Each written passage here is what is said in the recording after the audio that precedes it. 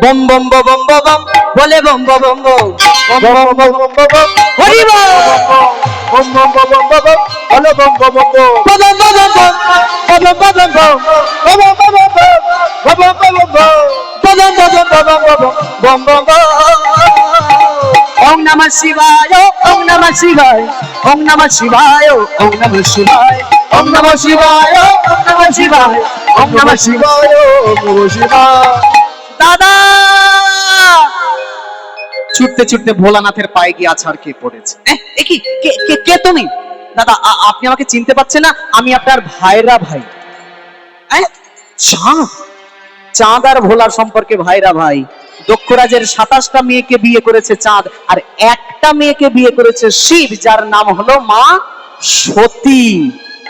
তাহলে সম্পর্কে ভাইরা ভাই। দাদা আপনি আমাকে বাঁচান। 2 কোলা চাঁদ ছিল, 2 কোলা চাঁদ তুলে শিব নিজের জটায় তুলে নিল। এখন ইতিমধ্যে এই যে 14 দিনের রাতে ঘটনাটা ঘটছে, 14 দিন যখন চাঁদ মানে স্বামী ঘরে ফিরছে না, 27 জন মেয়ে বাবার কাছে গেল। বাবা, যবে থেকে আমাদের স্বামীকে ডেকে তুমি কথা বলেছো, তারপর থেকে কই স্বামীকে তো আর দেখতে পাই না, কোথায় গেছে স্বামী? দক্ষরাজ বলছে, দেখে যা, এতদিনে তোদের স্বামী জ্বলে পুড়ে ছাই হয়ে গেছে। না, এ কি? শুনে রাখো, আমরা তোমারই মেয়ে। আজকে রাতের মধ্যে যদি স্বামী ঘরে না আসে, আমরা 27 জন কন্যা আত্মহত্যা করব। এই বলে চলে গেল। এখন দক্ষরাজও পড়লো বিপদে। মেয়ের আত্মহত্যা করবে বলেছে, কি করা যায় কি করা যায়, দেখা যাক। দক্ষরাজ বসলেন ধ্যানে। ধ্যানে বসে দেখলেন, না না না না না না না না, এখনো আমার বাবা জীবন, ছোট বাবা জীবন বেঁচে আছে সেজ বাবা জীবনের জটায়। তাই দক্ষরাজ এইবার ছুটলেন কার কাছে? সেজ জামাইয়ের কাছে। বম বম বম বম বম বলে বম বম বম বম বম বম বম হরি হরি হরি হরি বম বম বম বম বম বলে বম বম বম বম বম বম বম বম বম বম বম বম বাবা জীবন, ছোট জামাইকে ফেরত দাও ফেরত দাও ফেরত দাও, আমি এক্ষুনি নিয়ে যাব। ভোলানাথ বললেন, দেখুন শ্বশুর মশাই, একটা কথা আপনিও জানেন আমিও জানি, যাকে আশ্রয় দিয়েছি তাকে আমি কোনোদিন ফেরাবো না। ও, তাহলে তুমি ফেরাবে না, দেবে না? না, দেব না। তাহলে আমিও কিন্তু তোমাকে অভিশাপ দেব। ভোলানাথ বলে, আমি কিন্তু চাঁদ নই, ভেবে চিনতে। আচ্ছা ঠিক আছে, আপনার কত অভিশাপ আছে ভাঁড়ে, দিন এক এক করে। আমি এই বসলাম ধ্যানে। এখন ভোলানাথকে দক্ষরাজ অভিশাপ দেবে, দেওয়ার জন্য হাত তুলেছে, থরথর করে হাত কাঁপছে। আর ইতিমধ্যে যখন অভিশাপ দেবে, ভোলানাথ চিৎকার করে ডাকলো, কৃষ্ণ জগন্নাথ কৃষ্ণ জগন্নাথ কৃষ্ণ জগন্নাথ কৃষ্ণ জগন্নাথ কৃষ্ণ জগন্নাথ কৃষ্ণ জগন্নাথ কৃষ্ণ জগন্নাথ কৃষ্ণ জগন্নাথ হে কৃষ্ণ রক্ষা কর, দেখা দিয়ে প্রাণ বাঁচা। কৃষ্ণ জগন্নাথ কৃষ্ণ জগন্নাথ কৃষ্ণ জগন্নাথ কৃষ্ণ জগন্নাথ কৃষ্ণ জগন্নাথ কৃষ্ণ জগন্নাথ। ভগবান কৃষ্ণ ছুটতে ছুটতে ছুটতে ছুটতে এসে সব কথা শুনলেন। ভোলানাথের মাথায় যে 2 কোলা চাঁদ আছে, ভগবান কৃষ্ণ বললেন, আচ্ছা ভোলা, এক কাজ করো, শ্বশুর মশাই যখন এত দূর থেকে ছুটে এসছে, 1 কোলা তোমার মাথায় রাখো আর 1 কোলা শ্বশুরকে দিয়ে দাও। একুলো থাকলো ওইকুলো থাকলো। তাই কৃষ্ণের কথা শুনে আজকে ভোলানাথ মাথায় রইল 1 কোলা চাঁদ, আর আরেক কোলা দিল শ্বশুরকে। সেই 1 কোলা নিয়ে শ্বশুর দিল মেয়েদের হাতে। সেই মেয়েদের হাতে যখন দিল 1 কোলা চাঁদ, বর্তমান যেটা গুজরাট, যাকে পুরাকালে বলা হতো প্রভাস তীর্থ বা সোম তীর্থ, যে তীর্থের জলে স্নান করলে সব মনোবাসনা পূরণ হয়, সেই প্রভাস তীর্থ সোম তীর্থের জলে মেয়েরা তার স্বামীকে স্নান করালো। দেখতে দেখতে চাঁদ আবার পুনরায় পরিপূর্ণ হলো। তবে কত হলো? 15 কোলা। কারণ 1 কোলা কোথায়? শিবের জটায়। সখীরে, এই হলো চাঁদের জীবনের কলঙ্ক। বেটা এমন একটা ভুল কাজ করলো, সারা জীবন কলঙ্কিত হয়ে থাকলো। কিন্তু আমার প্রাণ গোবিন্দ তো নিষ্কলঙ্ক পূর্ণচন্দ্র। উপরন্তু আমার প্রাণ গোবিন্দ। কেমন বিয়ে বাড়ি তত্ত্ব যায় দেখেছিস? সন্দেশের পুতুল যায় তো, এই সন্দেশের পুতুলের মাথা সেটাও সন্দেশ, হাত পা যেটা খাবেন সেটাই সন্দেশ। ঠিক তেমনি আমার কৃষ্ণ ভগবানের পুরো শরীরটা যেন প্রেম ঘন ঘন, যে দিকে দেখবে সেই দিকে তুমি প্রেমে পাবে। তাই ওই চাঁদের সঙ্গে এই গোবিন্দের কোনো তুলনা মেলে না, তুলনা মেলে না, তুলনার কথা তুলনা, তুলনা মেলে না। তুলনা তুলনা তুলনা মেলে না। তার তুলনার কথা তুলনা, বলি যার তুলনা তারই সাজে, তুলনার কথা তুলনা, যার তুলনা তাই সাজে হরি বল। যার তুলনা। আহারে আহারে আহারে আহারে আহারে আহারে। বাহ বাহ বাহ, গোবিন্দ দেখতে চাঁদের থেকেও সুন্দর। রাধারানী বলছে এক এক করে, সখীরা শুনছে প্রাণ ভরে। ও মুখমণ্ডল জিতি শারদ সুধা করো, তনু রুচি তোর তনু রুচি তোর আস্তে, মুখটা এত সুন্দর যদি হয় আর আর কি সুন্দর। এইবার রাধারানী বলছে আর একটু উপরের দিকে বলি, সম্মান দিয়ে। কেমন? চূড়া হিচাড়ু শ্রীখণ্ডক মণ্ডিত, মালতী মধুকর মালতী মধুকর মালতী মধুকর। ওই মালতীর মালা দোলে, ওই মালতের মালা দোলে আমার প্রাণ গোবিন্দের গলে। ওই মালতীর মালা দোলে, আমার গোবিন্দের গলে। ওই মালতীর মালা দোলে। আচ্ছা, গলায় না মাথায়? চূড়া হিচাড়ু, মাথায় রয়েছে চূড়া, চূড়া হিচাড়ু চূড়া সদা। কি ব্যাপার, হাসলি কেন? না সে ছাড়, বাদ দে। না না, বলতে হবে বলতে হবে। আরে ছাড় না, সে বড্ড হাসির লজ্জার কথা। লজ্জার কথা? রাধারানীও লজ্জা পায়, তাহলে তো শুনতেই হবে। রাধে, কি এমন কথা যেটা বলতে কি তুই হেসে পড়লি? চূড়া হিচাড়ু শ্রীখণ্ডক মণ্ডিত। শ্রীখণ্ডক মানে কি? ময়ূরের পালক। মাথায় রয়েছে চূড়া, যে চূড়াটা বাম দিকে হেলে, আর ওই ময়ূরের পালক রয়েছে চূড়ার মধ্যে। এইটা বলতে গিয়ে খিলখিল করে রাধা হেসে পড়েছে। বলে বলে রাধে, নিশ্চয়ই মুখের মধ্যে যেমন একটা সুন্দর তত্ত্ব জানলাম, চূড়ার মধ্যে কি এরকম কোন তত্ত্ব আছে নাকি? আছে?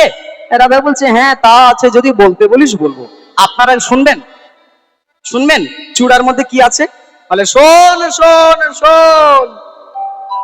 গ্রামের মধ্যে যদি কোনো সুন্দরী মেয়ে থাকে, তাকে গ্রামের সব ছেলে ভালোবাসতে চায়, কিন্তু ব্যাপারটা কি, সেই মেয়েটা কাকে গুরুত্ব দেবে সেইটাই দেখার বিষয়। ঠিক? হয়তো মনে করুন আমি একটা মেয়ের সঙ্গে, লিলি, ও লিলি কেমন আছো? লিলি ভালো আছো? লিলি আমি তো তোমাকে চিনি না, তুমি আমার সঙ্গে।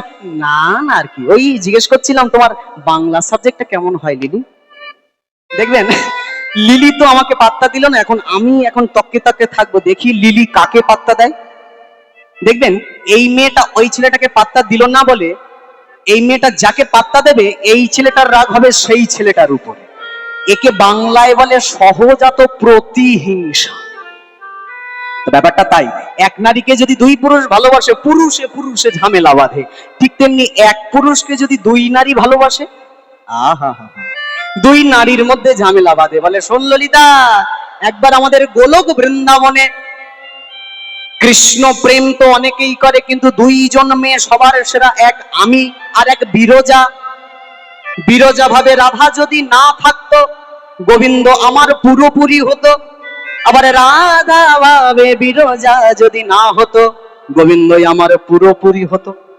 এই এক পুরুষকে ভালোবেসে দুই নারীর মধ্যে একটা মনোমালিন্য। তা বললি যখন, তাহলে বলি একটু সোজা হয়ে বসুন। হ্যাঁ, বলে শোন, গোবিন্দ একবার বাড়ি আসছিল গরু বাছুর চড়িয়ে বিকেল বেলা। আর গোবিন্দের বাড়ি আসার পথে আমার সংসার, ওই যে গানটা তো গাইলাম, গোবিন্দের বাড়ি আসার পথে রাধার বাপের বাড়ি। এখন গোবিন্দকে দেখে রাধা রানী বলে, বধূ হে, সারাদিন কত কষ্ট করে গরু বাছুর চড়িয়েছ, এসো এসো আমার কুঞ্জে, আমার বাড়ি, আমি তোমায় একটু সেবা করি, সেবা করি।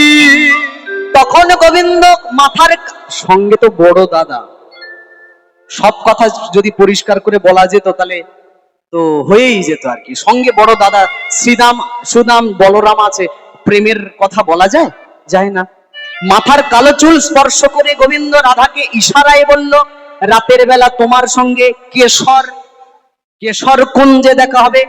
আর রাতের বেলা দেখা হবে মানে চুল কালো আর রাতও কালো, কেশর কুঞ্জে দেখা হবে, কুঞ্জ সাজাও, এখন বাড়ি যাই। এই বলে গোবিন্দ চলে গেল। এখন রাতের বেলা গোবিন্দ রাধার কেশর কুঞ্জে যাওয়ার তোড়জোড় করছেন। আর অন্যান্য দিন রাধার কুঞ্জে যাওয়ার সময় নূপুর দুটো খুলে যায় গোবিন্দ। কেন? রাধার কুঞ্জে যাওয়ার পথে পড়ে বিরজার বাড়ি, আর বিরজার হাতে যদি পড়ে ধরা, বিরজা গোবিন্দকে করবে হরণ। তাই বিরজার বাড়ির ওপর দিয়ে যেহেতু রাধার কুঞ্জ, ওই জন্য নূপুর গুলো খুলে যায়।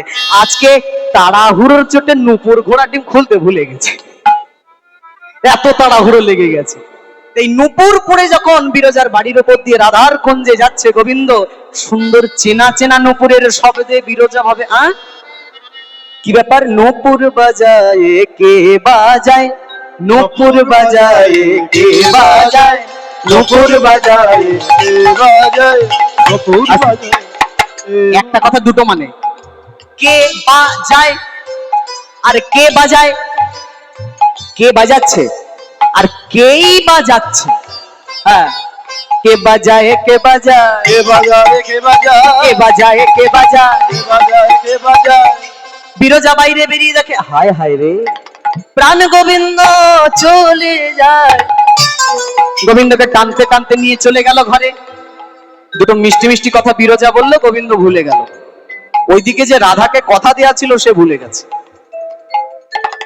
বিরজার সঙ্গে সারা রাত রসক্রিয়া চলছে। অন্যদিকে রাত 12টা বাজে, 1টা বাজে, রাধা রানী ভাবে কোথায় গেল বধূ, আসার কথা ছিল, আসে না কেন, দেখি তো আছে কোথায়। বলে রাধা রানী ধ্যানে বসলো। বসা মাত্রই দেখলো, ও আমাকে কথা দিয়ে বিরজার সঙ্গে রতিক্রিয়া দেখাচ্ছি, মজা। এই বলে রাধা রানীও পাগলিনীর মতো ছুটতে লেগেছে বিরজার বাড়ি, আজকে দুইজনকে হাতে নাতে ধরবে।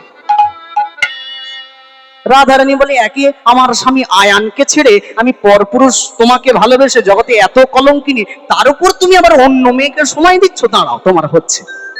ছুটতে ছুটতে রাধা রানী বিরজার বাড়ির দিকে যায়। অন্যদিকে গোবিন্দ জানতে পারে বিরজা গো, রাধা রানী আসছে, কি হবে? সর্বনাশ। বিরজা বলে, কোনো চিন্তা নাই, আমি আছি তো, কি হবে? বলে, আমার এই বাড়ির মধ্যে আমি পুরো জল হয়ে বয়ে যাব, আর এই জলের মধ্যে তুমি কৃষ্ণ একটা সাপ হয়ে বয়ে যাবে। তা রাধা ঢুকলে চিনতে পারবে না, হলো। এই রাধারানী যখন বিরজার বাড়ির দরজাটা খুলে ঘরের ভিতরে চরণটা রাখবে, দেখে মাটি আর নাই, খালি জল আর জল। দেখি জল কেন? রাধা আবার ধ্যানে বসলেন। ও, এত বোকা পেয়েছো আমাকে, চলো না, বুঝবো না।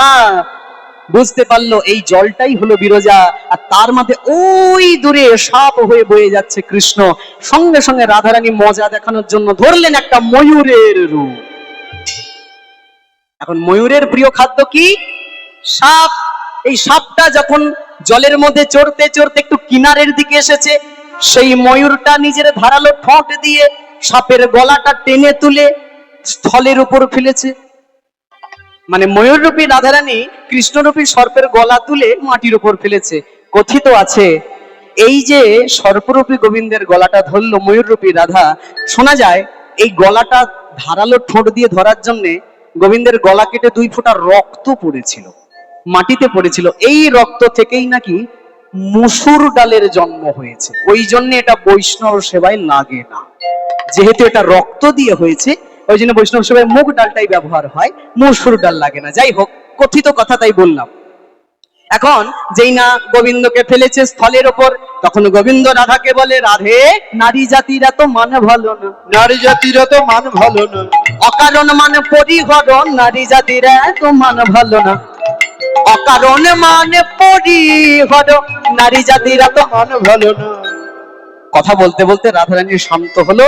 রাধারানী ময়ূরের রূপ থেকে নিজের স্বরূপে, আর গোবিন্দ সাপের স্বরূপ থেকে নিজের স্বরূপে, বিরজা জলের স্বরূপ থেকে নিজের স্বরূপে দাঁড়ালো। গোবিন্দ বলে, এই যে লীলা হলো গোলকে, এই লীলা তো আমি তুমি আর বিরজা জানলো, মর্তের মানুষ জানবে কি করে?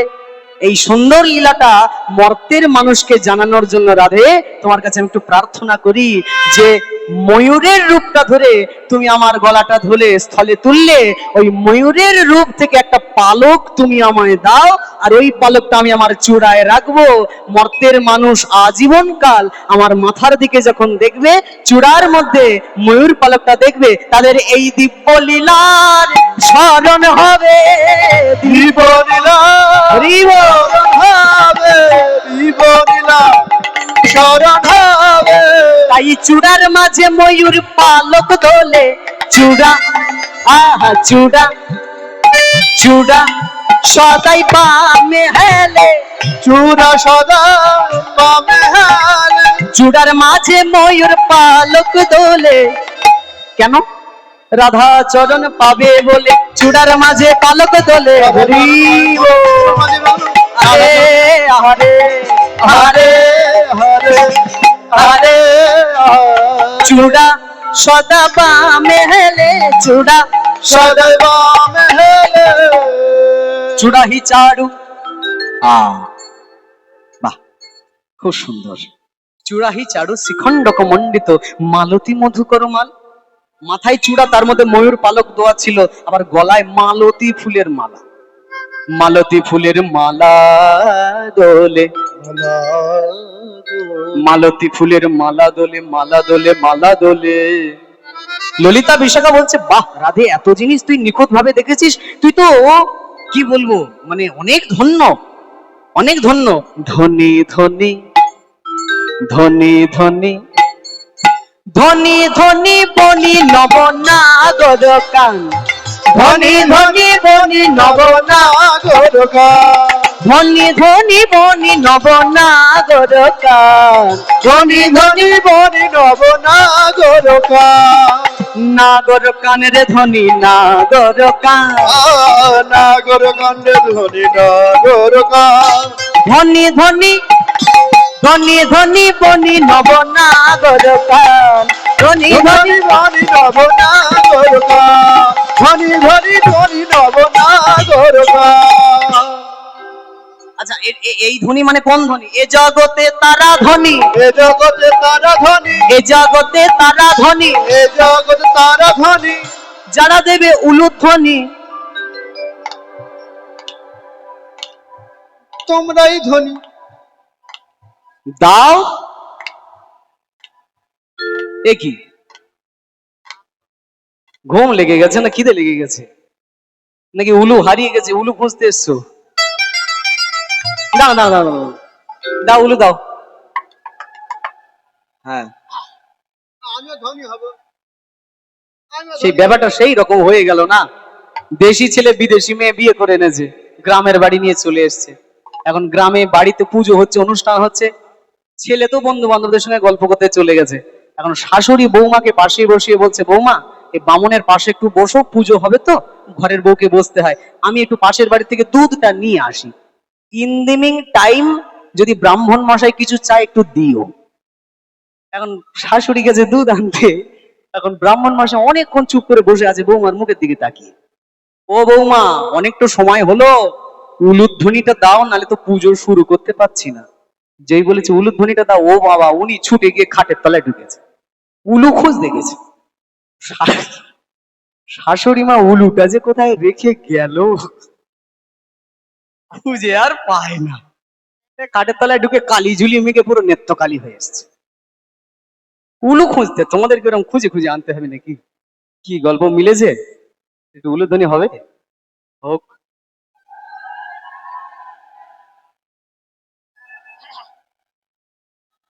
এ জগতে তারা ধনী, এ জগতে তারা ধনী, এ জগতে তারা ধনী, এ জগতে তারা ধনী, যারা দেবে উলুধ্বনি। এ জগতে তারা।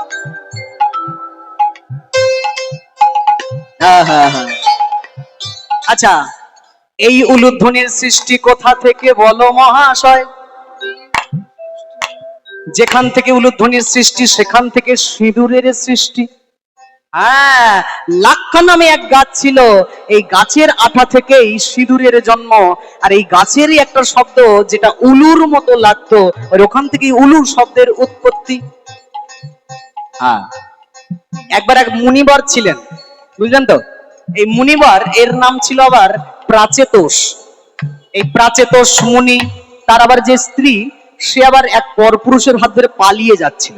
এখন এই প্রাচেতস মুনির একটা ছেলে ছিল, প্রাচেতস মুনির একটা খুব সুন্দর ছেলে ছিল, সুদক্ষ ছেলে। বলছে, বাবা আমার মা অন্য পরপুরুষের হাত ধরে চলে গেল, তুমি কিছু বললে না? বলে, বাবা কি বলবো, কিছু তো বলার নেই।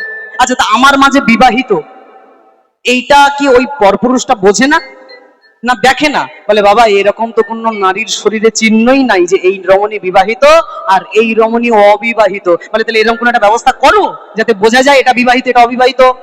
তখন সেই মুনি, প্রাচেতস মুনি করলেন কি, লাক্ষা নামে এক গাছ, সেই গাছের আবার আঠাটা লাল লাল, সেই আঠা তুলেই তার স্ত্রীর কপালে পরিয়ে দিলেন। আর ওইখান থেকেই তৈরি হলো সিঁদুর। এটা এওস্থি মেয়ের প্রমাণ। আর ওই লাক্ষা গাছ কাটার সময়, মানে যখন ছালটা বের করছিলেন, আঠাটা নিচ্ছিলেন, ওইখান থেকে একটা শব্দ উলুর মতো হচ্ছিল। ওইখান থেকে এওস্থির সব থেকে পুরনো শব্দ হলো উলু শব্দ। হ্যাঁ, তো এই যে যারা জয়ধ্বনি দেবে তারা সব থেকে ধনী। আচ্ছা, আরেক প্রকারের ধনী আছে, এ জগতে তারা ধনী, এ জগতে তারা ধনী, যাদের আছে টাকার খনি। আছে তো? আস্তে আস্তে। শিশুর লক্ষ্য শুধু মাতৃদুগ্ধের পানে, তাই তো? যোগীর চিন্তা জগন্নাথ, ফকিরের চিন্তা মক্কা, ধনীর চিন্তা ধন, আর ৯৯ এর ধাক্কা। মানে মানে বলবো, ফকিরের চিন্তা, ফকির সারা জীবন ভিক্ষা শিক্ষা করে মনে মনে ভাবে একবার আমাকে মক্কা যেতেই হবে। যোগী সারা জীবন ভিক্ষা শিক্ষা করে মনে করে আমাকে একটিবার হলে জগন্নাথ দর্শনে যেতেই হবে। আর যে টাকা পয়সা, মানে টাকার কুমির, টাকা কামায় কামিয়ে কামিয়ে কামিয়ে কামিয়ে এত টাকা, কোটি কোটি টাকা, তবুও যেন ওদের ৯৯টা গিয়ে ১০০ হয় না। এত কামাচ্ছে তবুও যেন কিছু কম হয়ে গেল। যোগীর চিন্তা জগন্নাথ, ফকিরের চিন্তা মক্কা, ধনীর চিন্তা ধন, আর ৯৯ এর ধাক্কা। ওই ৯৯তে তাদের রোজগারটা আটকে থাকে, এত হয় তবুও যেন মন ভরে না। তাহলে এই জগতে তারা ধনী যাদের আছে টাকার খনি। এই ধনীর কথা ললিতা বিশাখা বলছে না। এ ধনী হয়ে এ ধনীর ধনে হয়ে কি হবে? ও ধনী কও না শুনি, ও ধনী কও না শুনি, কোন গুণে মানুষ হইয়াছ?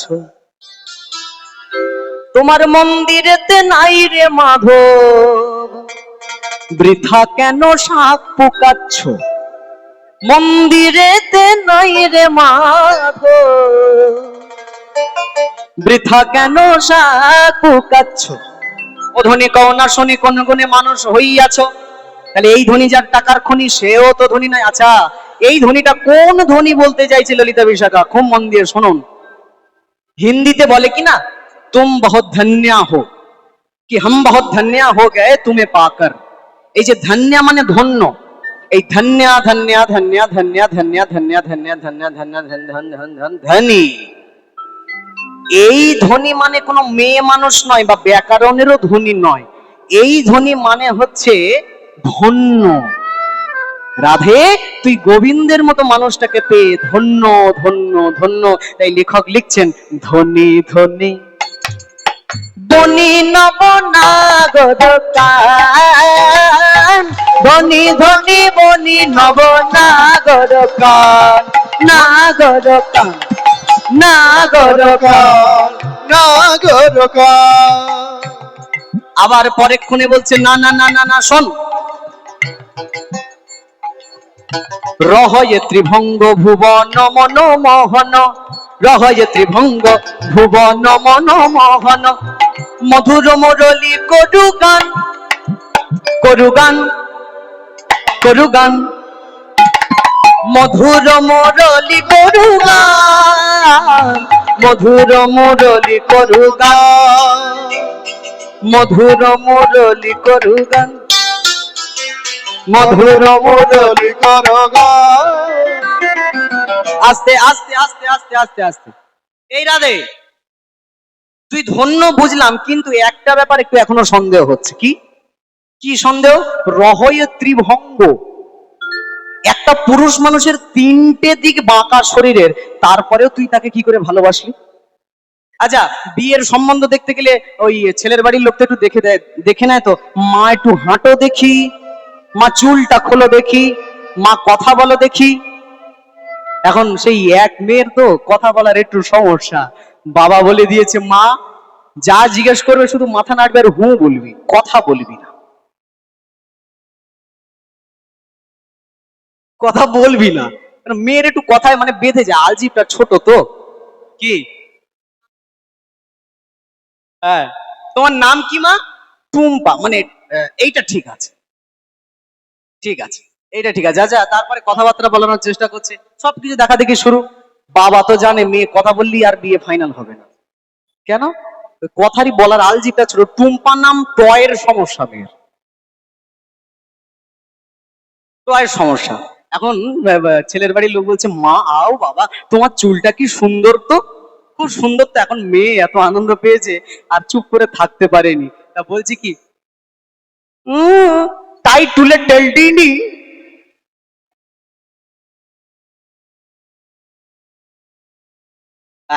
গেল আমা পুজো, ধামা পুজো আর পুজো দুর্গি, সব পুজোর মানে অবস্থা খারাপ করে দিল ওই বাড়ির পোষা মুরগি।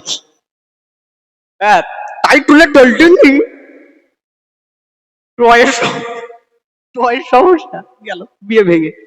ব্যাপারটা কি রকম? হ্যাঁ, এতে এরকম সমস্যা যুক্ত মানে খুঁত যুক্ত মেয়ে ছেলের বাড়ির লোক খুব একটা নেয় না।